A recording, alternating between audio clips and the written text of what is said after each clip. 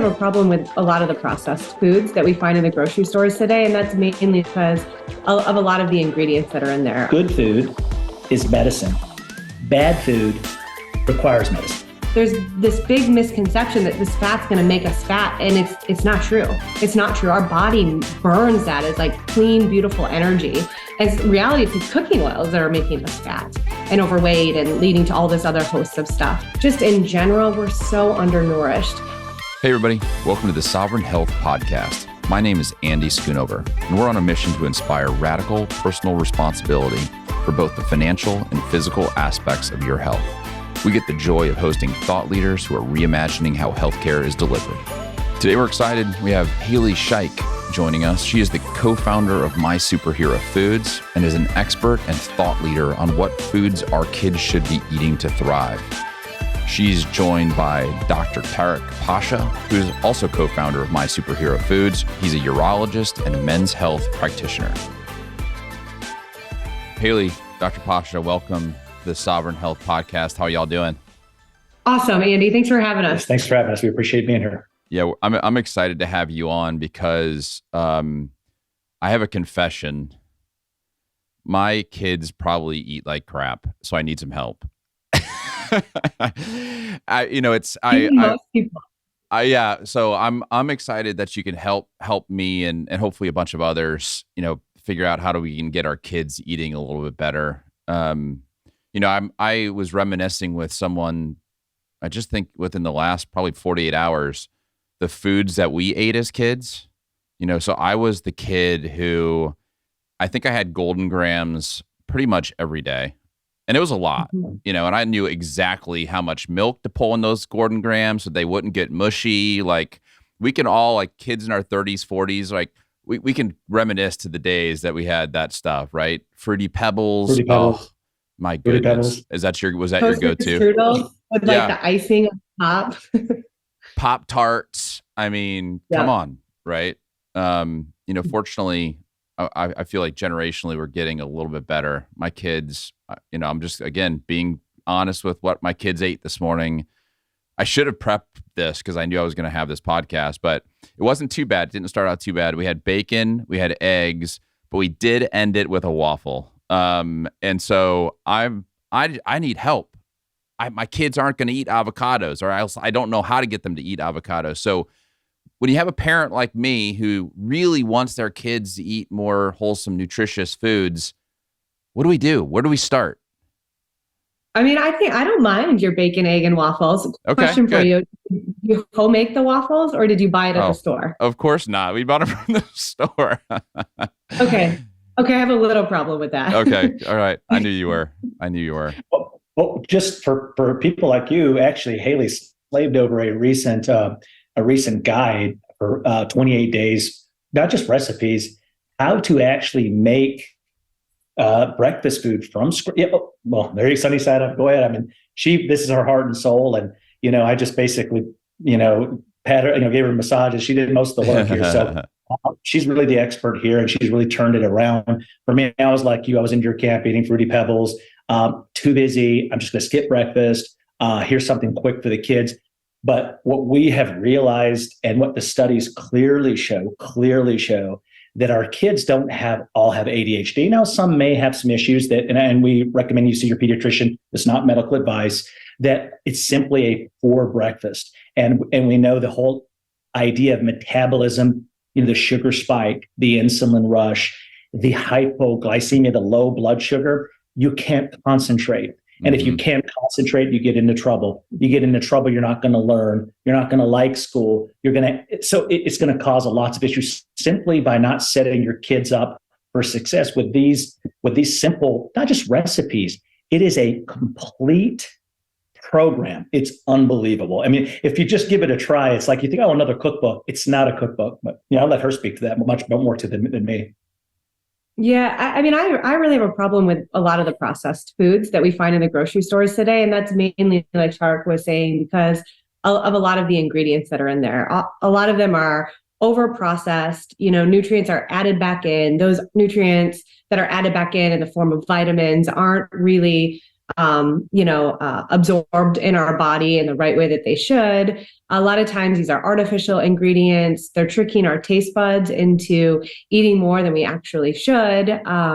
And they're not nourishing us. So, we try to look at each meal as an opportunity to really nourish our bodies and our kids' bodies, especially our kids, right? They're the ones that their brains are developing, their bodies are developing. And so simply cooking at home, and the reason I asked you up front is about the waffles is because you can make really nutritious waffles just by using homemade ingredients. And so that book that Tarek was referencing is really just simple homemade ingredients. In each, breakfast meal, we try to keep it under 5 minutes. You do some prep on Sunday, but you get a clean protein, your bacon or your pastured eggs. You get a nourishing carb. Usually that's some sort of fruit. And then a healthy fat, with a yogurt, or again, the egg yolks, or, cottage cheese or something like that. So I think, trying to cook at home as much as we can for our kids, there's a lot of wonderful health benefits. I'm sure we'll talk about that. But really, you're avoiding then a lot of those processed foods. And I think ultimately that's the way to set our kids up for success, or at least one of them. And I'll just add one quick thing. Sorry to interrupt. The processed food, we'd even debate, is it food at all? And I don't want to get too nerdy about the metabolic definition of what food actually is.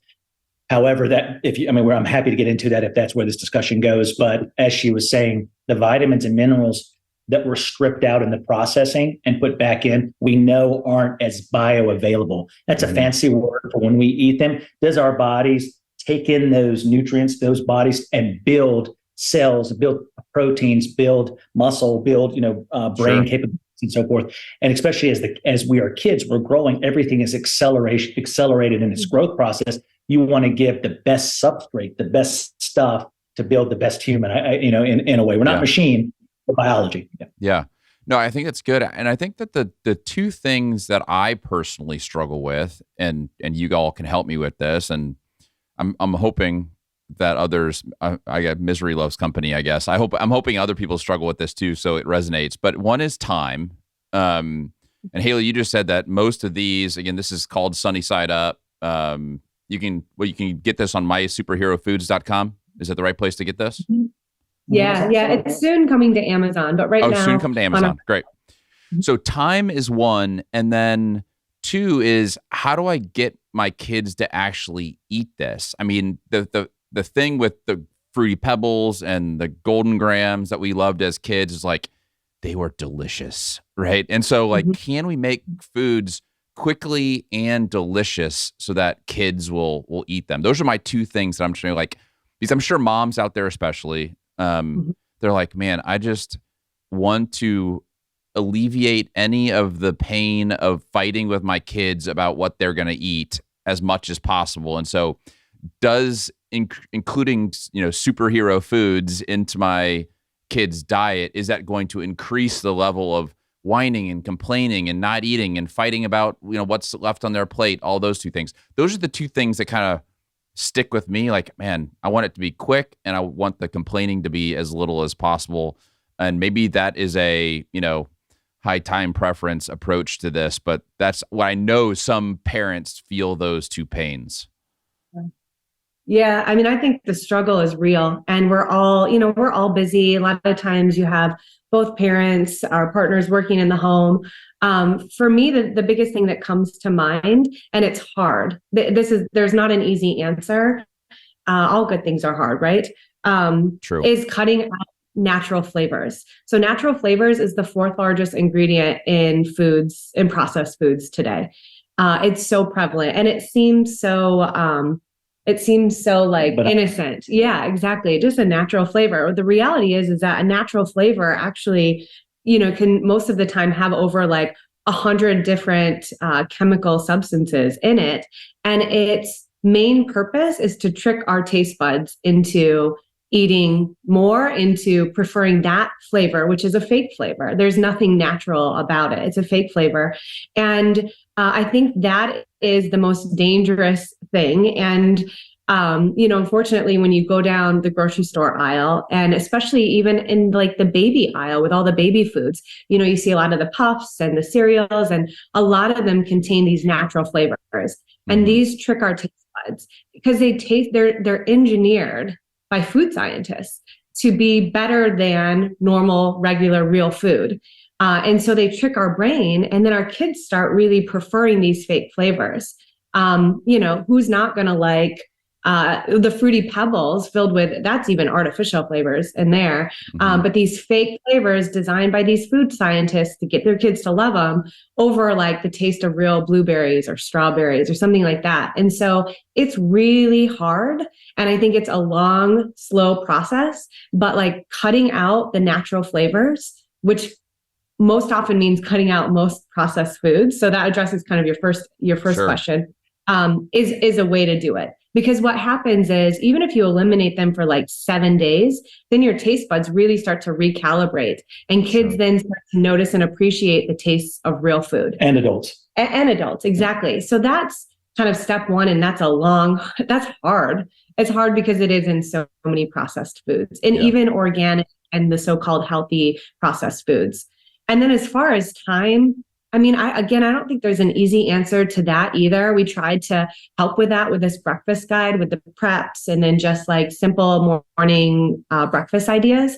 But as far as like, dinners go, I think it has to be a priority in your mind, because then once you prioritize it, you'll find a way somehow to make the time. And, maybe that's cooking a big meal on Sunday and then you do some leftovers. We love leftovers in our house. Or maybe it's just something like super simple, like we call it a bog, but it's like you fry up some grass-fed hamburger meat, you add in like some mushrooms and peppers, and then like sugar-free ketchup, which, by the way, there's delicious sugar-free ketchups out there. Our favorite is the Primal Kitchen brand. But you throw in some ketchup and then maybe put some cheese over top, and then you can serve that over rice or, something really quick. It can be done. A hamburger or tacos, those seem to be like pretty quick too, like 10, maybe 20 minutes max. But it's really, in my opinion, making it a preference to eat healthy and start cooking at home more. And then also do the best you can to really read the ingredient and eliminate natural flavors, because that's the trouble. Just two quick things. One, anyone who's interested in understanding the harms of natural flavors is a book called The Dorito Effect. It Will Rock Your World by Mark Scheich. We actually had him on our podcast. Guy is brilliant. It's an incredible read. It was probably one of the top 5 books that I've read that really changed. I always thought she was just fear mongering. Natural, don't drink that, don't drink this, don't do this. It's like, it's natural. It's fine. It's natural. And even as a doctor and a physician who've spent years studying medicine and studying, by the way, just because I'm a doctor doesn't mean we fully understand nutrition and diet. And I'm sure you understand. And that message has been pretty much, addressed. You have to do your own research, but it's very important. So that's number one. Number two, I believe, I don't know if it was Nietzsche or someone said, if you have a big enough why, you'll find the how, right? So if you can put in your mind, look, I'm not going to tolerate, why am I going to do this? Why do I need to spend a little extra time? Because it's my kid's success. It's my kid thriving. So if we can develop the why, and I think the third thing is controlling the environment. A great book by James Clear, Atomic Habits, this idea of really setting up your environment to win, just simply by not bringing the Fruity Pebbles in, not bringing the honey grams in. Yeah, if our kids are hungry, they go get like a fruit or veggie, and that's what they. And that's all. That's even me. Like when I'm late, sometimes in the hospital and I'm late and I don't have good food, I reach for a bag of chips. But if I didn't have the chips, it's just carrots and peanut butter or something. If I had all that stuff is abundant in the hospital, which cracks me up. Yeah. That's a whole nother topic. I know. I was like, do we want to go down that rabbit hole? Probably not quite yet, but it's a big rabbit hole. Yeah. No. I mean, your what you just said was a perfect segue, because literally my next question was about that why, right? If you're going to tolerate the pain, there has to be a high correlation to the why.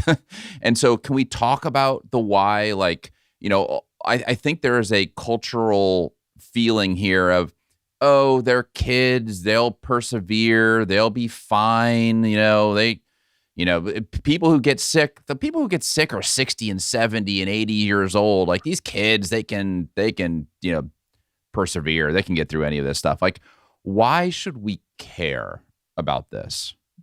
Yeah, I'm sure you have a lot to say. A lot. Okay. Yeah. A lot comes up for me too. I think when you talk about a lot of those 50, 60, 70-year-olds, the reason that they're facing a lot of the chronic illnesses and diseases that they have is because, they were at a young age, they were eating a lot of that food. And so it actually starts when we're younger. I don't know if you disagree with that or not, but I think a lot of that starts when we're younger.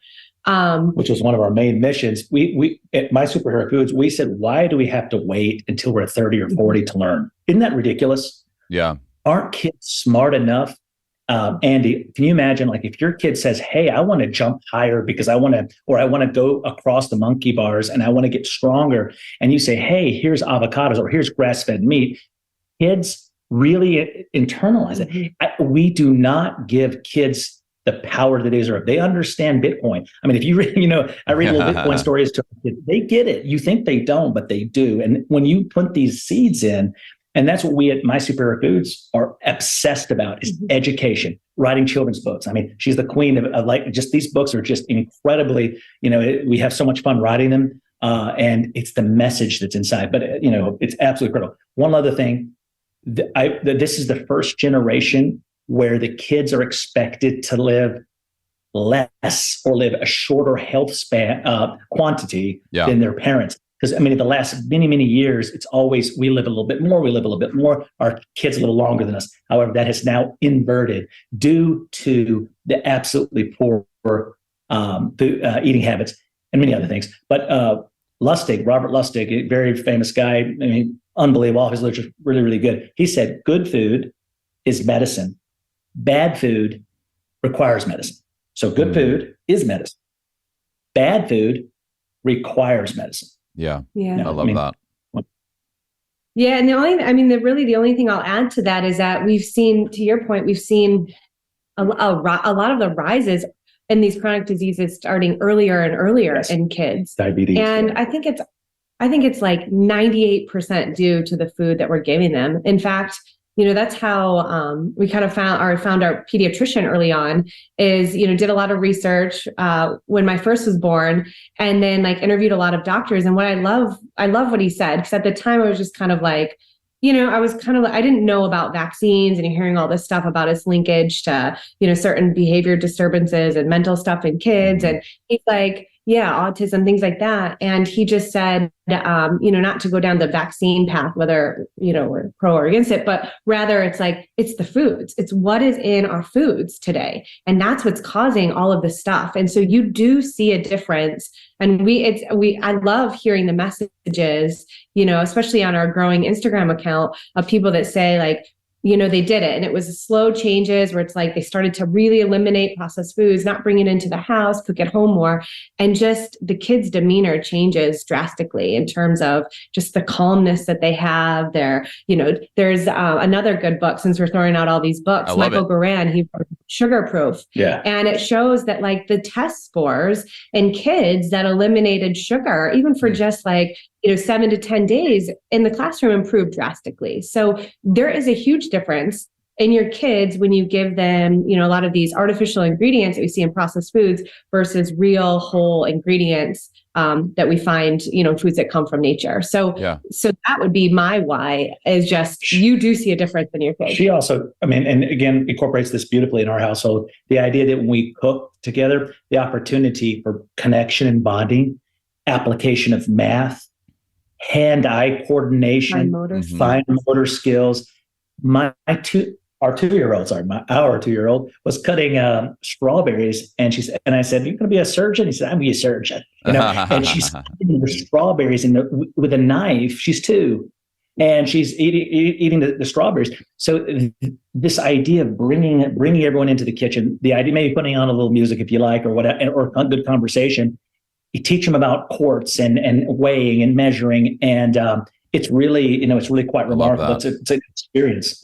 Yeah. And they relish in saying, "I helped cook this meal. How is it? Is it good? Absolutely. Is it So I've got a 4 and a 6-year-old, so I'm very much into that moment of they want to help us cook the food and do all those things. Haley, you said something interesting to me that got my why elevated. I think all of us as parents want to, our whole purpose as parents is to set up our kids to succeed in the future, right? And we'll do all kinds of crazy things to help our kids to ensure that they're gonna excel. And the brain development component of this, I think probably reflected in test scores, or might be reflected in attention or something there. Like, have we seen studies that said, listen, if we can eliminate sugar or only do whole foods or whatever, our kids' brains will develop more effectively than the current crap we're feeding them? Because that to me is a monster why. Yeah. I think there is a lot of literature. Quick PubMed search will bring up a lot of stuff. The one thing that jumps out for me that has so many studies, just the data is growing, yet these are still approved by the FDA to be in our food, is the artificial colors and just the direct effect that it has on behavior disorders in kids. And so I feel like that's pretty much directly connected to the brain. But there's so many studies on that. Go ahead. I understand our brains are 60% fat, right? So the fact of getting good fats or healthy fats into our diet, especially at breakfast, a lot of times we're afraid of fats, olives and olive oil and beef bacon, the fat on the egg yolks, full fat yogurt. As we believe, the yolk is the ultimate nature's multivitamin. It is if you're talking about a multivitamin with just absolute tremendous bioavailability, and our young bodies or our kids' young bodies absorb the nutrients, is the egg yolks are incredibly important. And I can understand the frustration how we flip-flop. 1 minute, eat the whites. 1 minute, eat the yolks. 1 minute, no eggs. Next minute, and it's extremely confusing. And our job and what we are hoping to do within our institution is, be the place you can go to for reliable information, reliable guidance, more or less the Disney of health, so that's our mindset. And along with what we also agree, not just food, sleep, as we have my superhero sleep and the importance of sleep, it all works together, my friend. Here it is. And if you don't, thank you. I appreciate that. But well, and speaking of studies on sleep too, it's fascinating. Absolutely. There's studies on food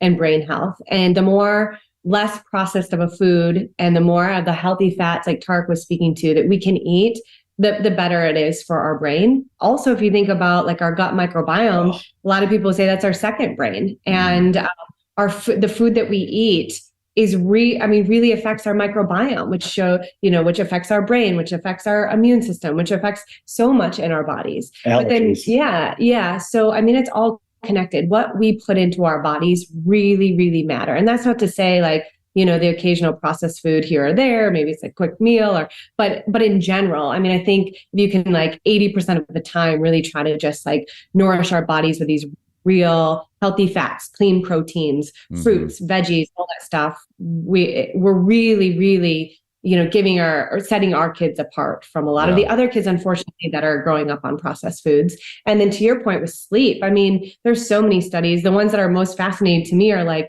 just the power of nap in preschool age kids, how they really, protect that nap as much as you can, even into your adult ages. You read a book recently just showing the power of that and how much that affects our brain growth and our brain health and stuff. So I think the data is abundant. It's just really going against the mainstream message that's out there that's minimizing a lot of this stuff, especially with regards to food, and also just educating everyone on that. One quick thing, if you think about it, we have approximately 37 billion reactions in our body per second. So let me just say that again: 37 billion reactions per second in our body.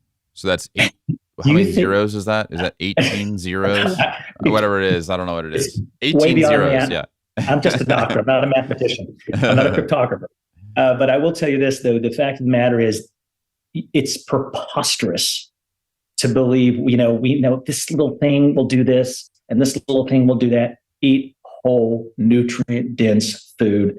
that, that's one or two ingredients, the best of your ability, one or two ingredients. Yeah. It all works together with sleep, with exercise, with connectivity, with mindset. That's an upcoming, maybe she'll talk more about an upcoming book on mindset, teaching kids the importance of growth versus the fixed mindsets. Yeah. So it's powerful. I mean, and to speak your language, Andy, I mean, this is you minimize doctor's visits too, right? Because you're not getting sick as much. You're not, having all the stuff. I mean, all the issues, that a lot of these processed foods will cause in our children and in us. Yeah. I think you guys said something important, and I'm trying to get to the why, and you guys have I think very well said it. I'm trying to kind of juggle it around in my mind so that the viewer can kind of wrestle with this as well.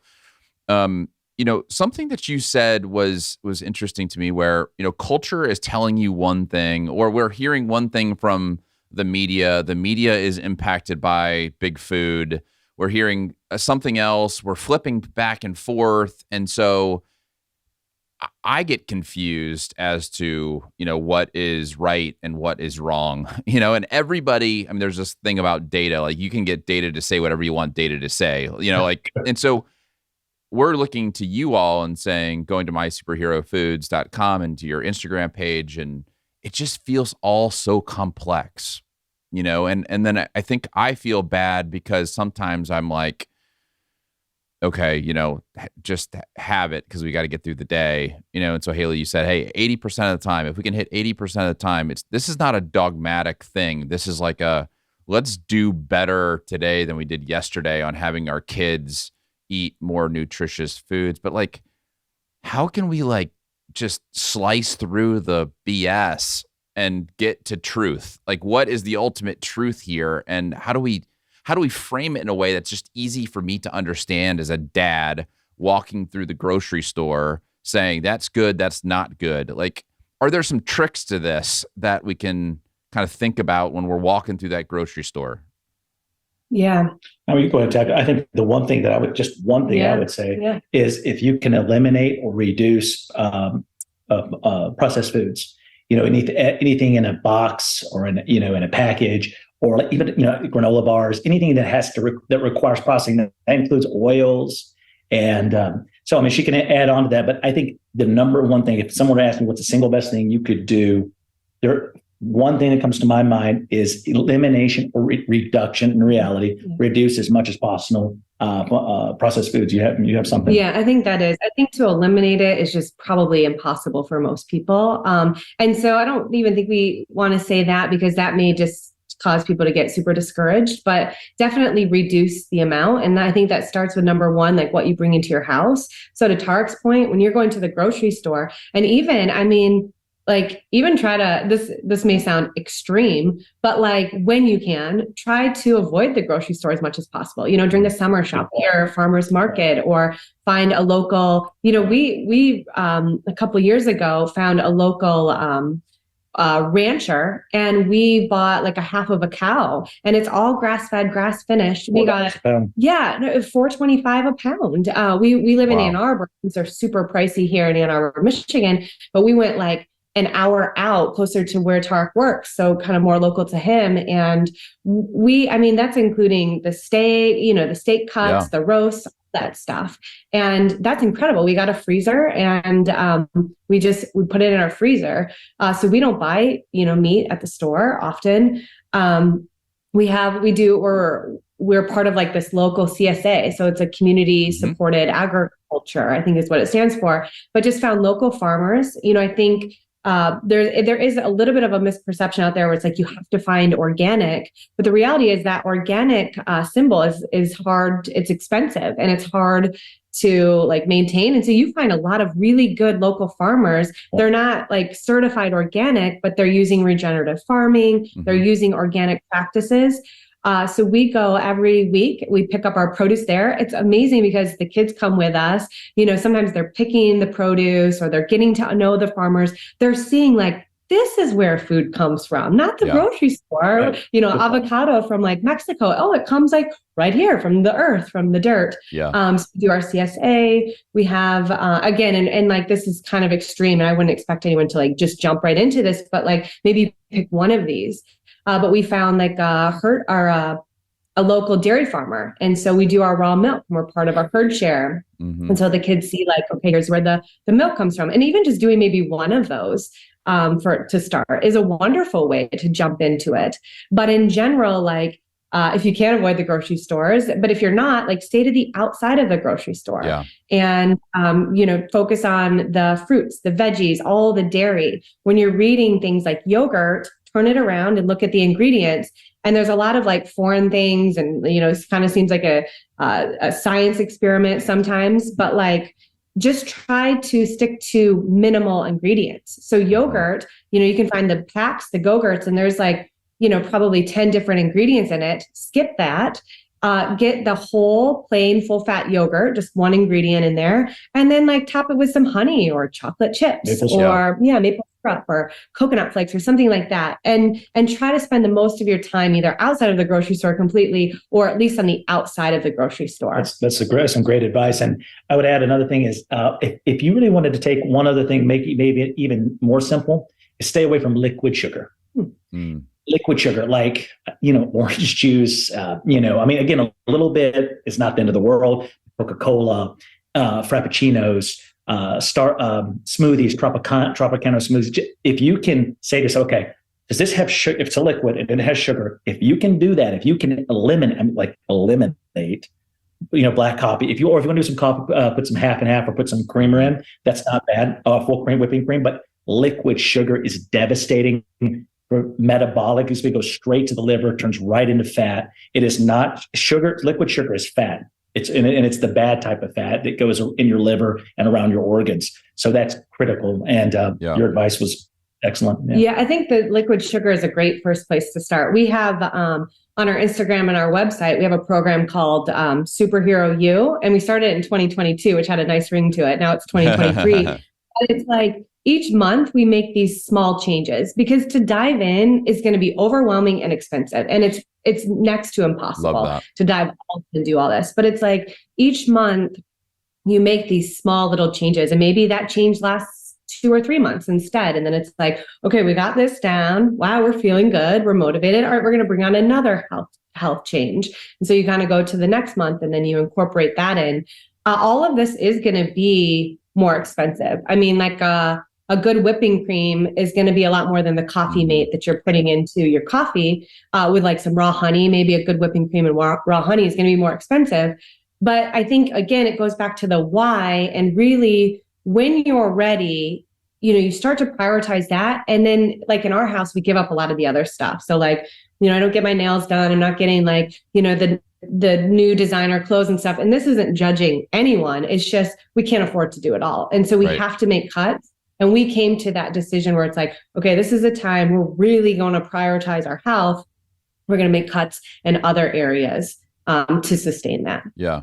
No, I love the Superhero You? Is that what it is? Is that what you guys call it? Superhero You. Yeah. Superhero You. I love that because I think that people can listen to this and I'm trying to do better with my kids, but it feels overwhelming.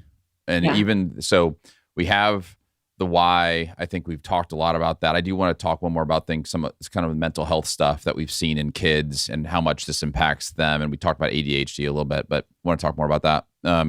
But if we can baby step into this, do one thing this month and add another thing at the next month, add another thing at the next month. And, we in the American society, just the Western culture generally want to go from like 0 to superhero, in a day. And it's just, it takes some time to build some of those habits into our daily routine. So I love that. So My Superhero Foods is your Instagram account, correct? Yeah. Mm-hmm. Yeah, that's correct. I've been following it for a while and I love it. Really enjoyed the content. Thank you. Yeah. And so kind of going back to the why, because I think it's so important, the why. You mentioned ADHD. The prevalence of ADHD I'm not a mental health expert by any means, but it seems like it has gone up significantly over the last 20 or 30 years. It is the primary reason and mental health also, especially over the last few years. We understand COVID, kids staying home, not being socialized, number of suicides have gone up. Everything in the mental health space has gone up. How much of this is impacted by the food that we're eating?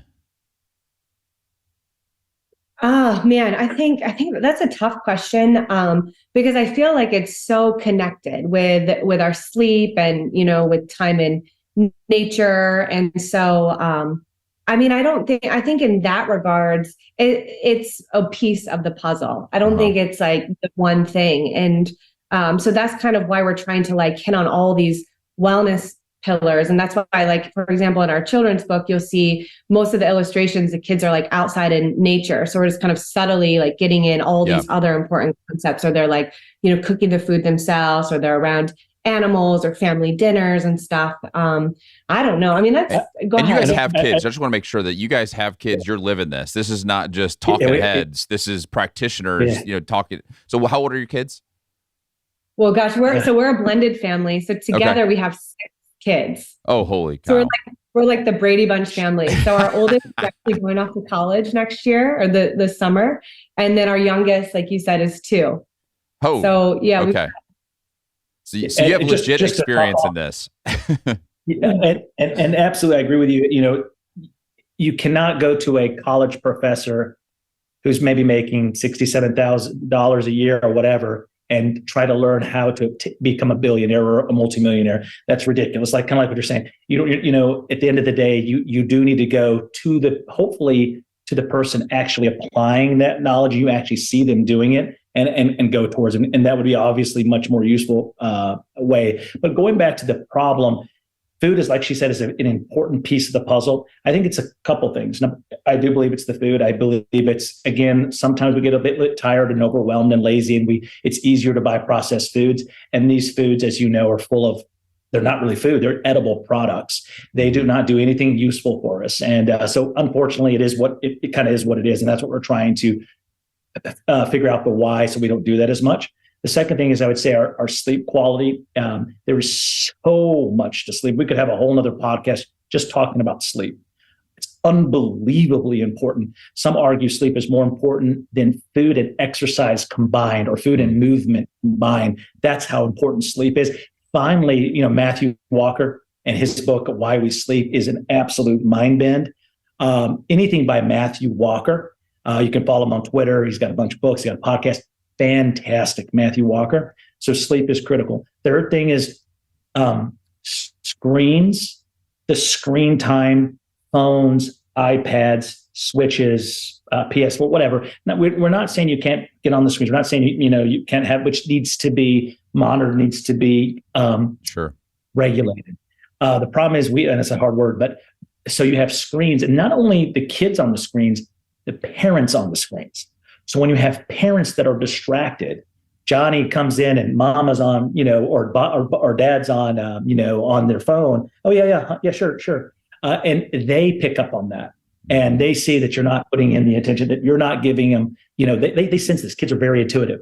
So you got the screens is a big problem as well, and I think and lack of going out into nature, going out, is what she mentioned. I mean, just the benefits of like morning sun alone are incredible. I mean, the morning sun into our eyes, it helps regulate our circadian rhythm. It helps us sleep better at night. It actually helps, boost our vitamin D level. It helps us from preventing us from getting sunburnt later in the day. Therefore, we don't have to load on all of the sunscreen that has, some nasty ingredients in it.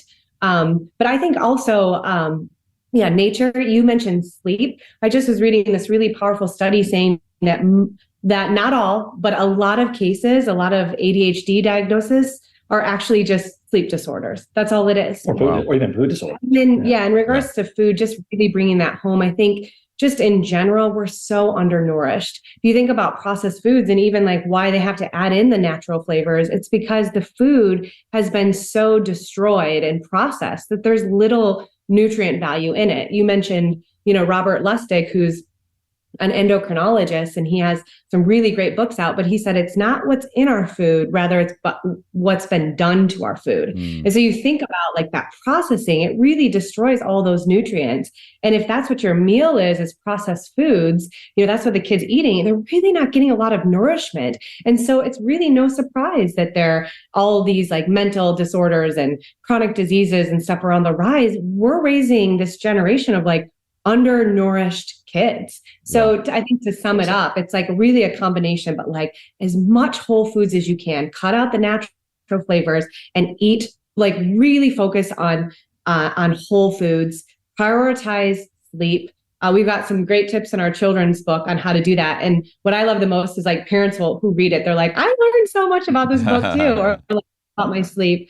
And then get outside, like, get off the screen, get outside, like go eat your breakfast outside, and that brings up another point, not to like, get off on too much of a tangent, but like when you change the eating environment, so maybe you're always eating in the kitchen and it's like, Mom, hard-boiled eggs again, versus like you pack a little picnic, maybe make some banana bread, hard-boiled eggs, some fruit. I think you just go outside and like put a blanket down on the grass and eat it under a tree. Your kids are kind of like playing around. It's like, this hard-boiled egg is amazing. You know what I mean? Like you just create these different experiences and different environments where they're eating the food. And I think all of that goes hand in hand. And again, this isn't to shame anyone. I mean, our kids are on screens, our kids will eat processed foods. Our kids go to birthday parties and get, red dye 40 cringe, but like they do. And sometimes they're up later than their bedtime, but it's just like, we're all just trying to do the best that we can as much as we can. And I love that. I kind of keep going back to this, you just mentioned being outside. I felt like the other thing when we were kids, we didn't do very well, at least I didn't, with what I ate for breakfast, what I ate, period. But man, I did a lot better being outside. 40 years ago, I remember coming home from school, and as soon as I got home from school, I went out and I played basketball, and Mom just said, be home by 6 so we could have dinner, right? That was the way that we operated. So on one hand, I was way better back then. On the other, I was way worse. So it's like, man, if we could figure out those, and those two things have flip flopped. It's a crazy thing. So, I love what you guys are doing. Thank you all for what you're doing. It's an incredible, valuable resource. I want to show these books again because you all were so gracious in sending them to me, and I have read them to my kids. A couple of them, my superhero foods and my superhero sleep. So here's my superhero sleep. It's super fun. It rhymes. So that's fun. And they are probably a 5 or 10 minute read. Here's my superhero foods. Oh yeah, it's back on your shelf back there. Sunny Side Up, which is your. It's not a cookbook. Is it a cookbook? Is that what we call this, or is this we call it the ultimate breakfast guide? So it's like your shopping breakfast list. Guide. Yeah, love it. Yeah. And then, man, here's the one where I learned the most, and we haven't talked too much about this, but I would also say the ultimate guide to avoiding seed oils in your kitchen. And to close here, I would like to spend just a few minutes on seed oils, because it is probably, if not the number one, probably the top 2 or 3 things that I've learned over the last year to avoid. Because I remember, again, my mom had a big thing of Crisco, underneath our cabinet that we used abundantly. So I real quick on seed oils, like which ones should we be using, or what oils should we be using, and which oils should we not be using? And then I think it's impactful to tell a little bit of the backstory of some of these seed oils, because it's kind of disgusting. Yeah. Well, I can start and then you can wrap it up if you want. So this for me I'm super passionate. If I had to give anyone advice, is like the one thing to make a change in your diet right now, if you could just change one thing right now, it would be to eliminate seed oils. And so in reality, there's like 8 of them. And this is like your corn oil, your soy oil, your canola oil, also includes your sunflower, safflower oil, grapeseed oil. Which ones am I missing? You got most of the corn oil, soybean oil. Yeah, all these. For me, so I have super light skin and just grew up like always like caked in the sunscreen and all, just burn. I look at the sun and I would burn. And I'm telling you, I eliminated seed oils like 3-ish years ago, like almost completely. And I don't sunburn anymore. And again, I'm mindful. I'm not out in like the afternoon sun for 3 hours, like baking in it, but like, it is powerful. So these seed oils are like really doing something to our body. And the reality is they actually, we can't burn them as fat as much. So they're more of this polyunsaturated fatty acid that gets stored in our fat cells and, lead to a whole host of problems, including obesity, diabetes, et cetera. And so the problem is that these oils are cheap and readily available. Yours was the Crisco. Ours was like that huge thing of vegetable oil and that you can get for $2. Vegetable oil. That's awesome marketing, isn't it? Yeah, I mean, that's a whole different subject of like the trickery of big foods. Don't even get me started on that. But like, if you can, as much as you can, switch to more of the saturated, the more of the animal fat. So cooking with butter or ghee or tallow, that sort of thing. And it is more expensive. That's the tricky part is it's a lot more expensive, but your health will thank you. And we talk about like really prioritizing certain things, giving up a few other things to really prioritize cooking with these healthier oils. You will see major differences in your health. And just quickly in terms of cost, we talked about getting that half of a cow. A lot of times they give away the tallow for free and you can like render it down and make your own. Even if you're like cooking hamburger meat, you get the full fat, drain off that fat and you cook with it. And again, there's this big misconception that this fat's going to make us fat. And it's not true. It's not true. Our body burns that as like clean, beautiful energy. As reality, it's these cooking oils that are making us fat and overweight and leading to all this other hosts of stuff. So I think that's my quick 2 cents on that. It is actually a month and we focus all on it as part of that Superhero You 2022. It's just eliminating seed oils.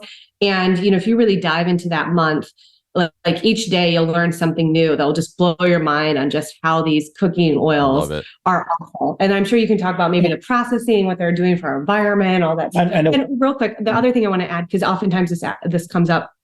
So extra virgin olive oil is great. We don't like to cook with it because it destroys some of those properties. So like salad dressings or just drizzling over your veggies at the end. I mean, even just like having a tablespoon and drinking that just as is, it's liquid gold. We don't like to cook with it. And then the other question that gets asked is avocado oil. So oftentimes, unfortunately, while avocado oil is like a monounsaturated fat, it's not breaking down like these polyunsaturated fats. The harsh reality is that like 85% of what you get in the store is not true avocado oil. It's laced either 100% of seed oil, usually like soybean oil. So that's the unfortunate. And that's kind of so we don't really cook with avocado and olive oil. But go ahead. I don't have much to add. She did a great job. I would just argue this to anyone who says the cost is more. You do crowd loan CrowdHealth, with regards to insurance. Either you're going to pay now or you're going to pay later. I promise you are going to pay way much more later. So, I mean, going back to time preference, do you want to have a high time preference or low time preference? I choose the low time preference. But at the end of the day, you will pay. I mean, whether it's going to be your diabetes meds, your hypertension meds, your gout meds, your dementia meds, whatever it may be. And we know it absolutely, the things with these seed oils is the breakdown products, particularly 4-HNE. You can look 4-HNE, 4-hydroxynonenal acid. Long story short is that product leads to It's a carcinogen and pro-inflammatory. So again, we believe all chronic disease starts with inflammation that's gone wild. Inflammation is good. It heals our body when we have an injury or a cut or broken bone. This inflammation is good. However, when it runs wild or it's promoted, it leads to chronic disease. And that's where we're getting killed. And that's why we absolutely love what you're doing. And that's actually how I found you. And it was just, this is a great idea. And I think we're very aligned in what we're trying to do. But I really want you to understand this. I want your viewers to understand this and your audience to understand this. You will pay not one time, not two times, an order of magnitude times 10, 20x down the road. And those are your golden years. And you want to go to you want to come see me? I mean, there are a lot better people to see than me, or your doctor doctor. You can go, I mean, you want to spend those years traveling, or you don't have the kids. So maybe end on the fact that so you see lots of especially older patients, being a urologist, his healthiest patients are the farmers. Right. These are the ones that are eating like your great grandparents did, the butter, the lard, the fat, baking their own pies at home. You hear that over and over again, don't you? Yeah. It's the farmers who are the ones who are the healthiest. And they're out in nature. These are your healthiest patients. I had a guy, he was 87, and he said, he came in and he saw me and he said, Doc, I'm getting up one time at night. And he said, I used to sleep throughout the whole night. He's 87. And I looked at him and I said, he's a farmer with no other meds, no medications. I mean, he's probably got bigger arms than I do. I'm talking about, he looked fantastic, about 87, 86, 80, in that area. I said, you know what you need to do? You need to turn around, walk out the office, and not go see a doctor. Yeah. Because what's going to happen? Then I put him on a medicine because he wake up one time at night. That's it. I mean, I get up twice at night. So what I'm trying to say is that, it's so critical, like she's saying, is that if you do these things, you will pay, you'll save on the back end. Man, I love what you all are doing. My Superhero Foods on Instagram, you guys got tens of thousands of people following along there, which is just super cool. It gives me hope for our future. And, I think ending again on the why is really important. You've got this incredibly valuable, you've been given stewardship over an incredible, valuable asset. If you had $1 million car, you wouldn't put the crappy, gas in that car. And how much more important are kids than $1 million cars, right? Their brains are growing. They need the fuel to grow those cells, efficiently and effectively. And so if there's no other why, I'm taking this home with me. If there's no other why, just think about those kids being just so incredibly important, and the development of those brains being so incredibly important. The sleep, that they much better sleep that they're going to get as a result of eating well. Man, that's my why that I'm taking away from this. And it doesn't have to be super hard. If we can baby step into this, let's try one thing this month and another thing the next month, and over a period of time, we'll get to where we need to be. And go get these books, mysuperherofoods.com, go on their Instagram page. Thank you guys so much for what y'all do. We really, really appreciate it. We appreciate it. And remember, 1% improvement for 365 days equals to a 32x improvement, or whatever that is. Yeah. 1% over 365 days raised to 365 power gives you 32 times improvement. So it's like these little things that I highly recommend, reviewing some of these very important principles, and it can really make a big deal. Imagine like we think about what would happen if we had this information. Yeah. How much more could we have become? You're Andy, a very successful guy, entrepreneur, you've done a lot of great things. What if you did have that knowledge, or you're optimized, and who knows? I mean, it's just kind of interesting to think about those things. Yeah. Amen. I mean, I think the healing of our health system starts with food. I truly believe that. I mean, obesity rates have skyrocketed over the last 50 years, ever since the 1970s. Diabetes has gone from 1% of the population to almost 10% of the population. Obesity, is we are twice as obese as kind of the average country, developed country out there. And so all of those things are just having an incredible amount of impact on our bodies physically, financially, because we're paying way more for healthcare because all of these people are sick. And so it's like, please, let's start our kids out right early, so that, in 40, 50, 60 years, we have a health system full of healthy people without congestive heart failure and diabetes and all of these, grotesque chronic diseases. That's my why behind CrowdHealth. That's my why for changing, making the waffle this morning. Maybe we'll make it instead of buy it. So I hope everybody has a little bit of a why coming away from this. One of the things we like to do with some of our podcasters, especially when they are authors, is give away books to members of CrowdHealth. And so, we have talked about most of these, if not all of these, on our chat today. But the first one I have here is My Superhero Sleep, which is, again, it rhymes, so it's super fun. My Superhero Foods also rhymes. This one's probably 30 or 40 pages. You can read this to your kids in 5 or 10 minutes. It's a fun one. I've read it to my girls. Here's Sunny Side Up, which is your ultimate guide to breakfast cooking with your kiddos, and then the ultimate guide to avoiding seed oils. Like I said, anybody who's a member of CrowdHealth, you can choose one of those 4. We'll send it to you for absolutely free. Thank you for allowing us to do that. And if you're not a member of CrowdHealth and would like to be, you can use code MySuperhero, and we'll give you CrowdHealth for $99 a month for 3 months. And so we'd love for y'all to join us. Haley, Tarek, I really appreciate y'all. Thanks for coming on the show. Thanks Andy. Thanks for having us, Andy. Thanks.